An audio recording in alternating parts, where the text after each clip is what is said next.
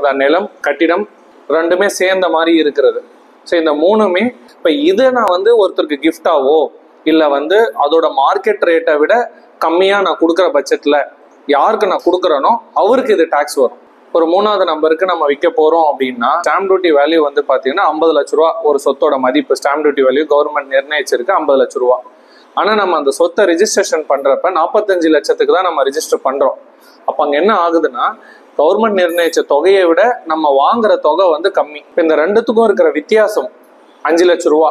இங்கே தான் ஒரு கண்டிஷன் கொடுக்குறாங்க. அந்த வித்தியாசம் அப்படிங்கிறது வந்து 50,000 ரூபாய்க்கு மேலே இருந்தால் அல்லது இந்த 45 லட்சத்துக்கு 10% போட்டால் 4.5 லட்ச ரூபா வருது.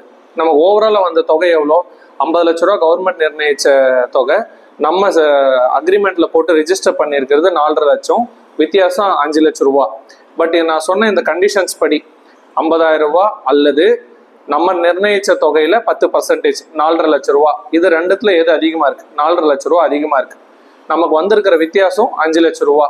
ஸோ அந்த 4.5 லட்சத்துக்கும் மேல இந்த வித்தியாசம் இருக்கிறதுனால கம்பல்சரி அந்த 5 லட்சத்துக்கு நீங்க வந்து சொத்தை வாங்குறவர் டாக்ஸ் பே பண்ற மாதிரி இருக்கும். அதுதான் இந்த செக்ஷன் 56 சப்செக்ஷன் 2.